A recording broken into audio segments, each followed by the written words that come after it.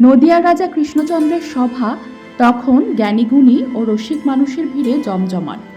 সেই সভায় সবচেয়ে বুদ্ধিমান ও রসিক মানুষ ছিলেন গোপাল ভাঁড়। তিনি যেমন হাসাতে পারতেন, তেমনই কঠিন সমস্যার সহজ সমাধানও দিতে পারতেন। একদিন সকালে দুই গ্রামবাসী রাজদরবারে হাজির হলো। একজনের নাম হরিদাস, আরেকজনের নাম রামলোচন। তারা দুজনেই উত্তেজিত ও ক্ষুব্ধ। রাজা তাদের শান্ত করতে বললেন, সমস্যার কথা জানতে চাইলেন। হরিদাস বলল, মহারাজ, আমি রামলোচনের কাছে 100 স্বর্ণমুদ্রা ধার নিয়েছিলাম, এখন সে টাকা ফেরত দিচ্ছে না। রামলোচন সঙ্গে সঙ্গে প্রতিবাদ করল, মহারাজ, আমি কোনো টাকা নিইনি, সে মিথ্যা অভিযোগ করছে। সভাসদরা বিভ্রান্ত হয়ে পড়ল। কোনো সাক্ষী নেই, কোনো লিখিত প্রমাণ নেই। রাজা কৃষ্ণচন্দ্র কিছুক্ষণ চিন্তা করলেন, এই বিচার গোপাল ভাঁড় করবে। গোপাল দুজনকে গভীরভাবে লক্ষ্য করলেন। তারপর শান্ত গলায় বললেন, ঠিক আছে মহারাজ, ঠিক আছে, তোমাদের সমস্যা আজই মিটে যাবে, তবে আমার নির্দেশ মানতে হবে। দুজনেই রাজি হলো।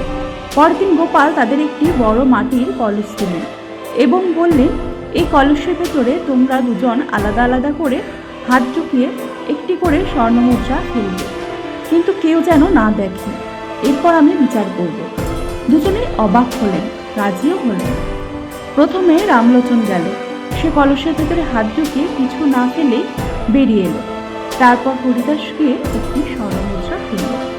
গোপাল কলসটি রাজদরবারে এনে উল্টে দিল। সবার সামনে মাত্র একটি মুদ্রা বের হলো। গোপাল বললেন, এখন বিচার সহজ। তিনি রামলোচনের দিকে তাকিয়ে বললেন, যে মানুষ সত্যিই টাকা ধার নেননি সে নির্দ্বিধায় মুদ্রা ফেলতে পারত, কিন্তু তুমি কিছু ফেলোনি, কারণ তুমি ভেবেছিলে মুদ্রা ফেললে যেন ধার নেওয়ার প্রমাণ হয়ে যায়। আর হরিদাস নির্ভয়ে মুদ্রা ফেলেছে, কারণ সে জানে সে সত্য বলছে। রামলোচনের মুখ ফ্যাকাশে হয়ে গেল। কিছুক্ষণ নীরব থাকার পর সে মাথা নিচু করে বলল, মহারাজ, আমিই দোষী, আমি সত্যি টাকা নিয়েছিলাম। সভায় ফিসফাস শুরু হলো। রাজা কৃষ্ণচন্দ্র হাসলেন। গোপাল, রাজা বললেন, তুমি আবার প্রমাণ করলে বুদ্ধি তলোয়ারের চেয়েও শক্তিশালী। রামলোচনকে নির্দেশ দেওয়া হলো হরিদাসের টাকা ফেরত দিতে এবং মিথ্যে বলার জন্য জরিমানা দিতে। গোপাল মৃদু হেসে বললেন, সত্যকে লুকানো যায় না, বুদ্ধি দিয়ে সত্য নিজেই বেরিয়ে আসে। সেদিন সভায় উপস্থিত সবাই শুধু হাসল না, একটি বড় শিক্ষা পেল।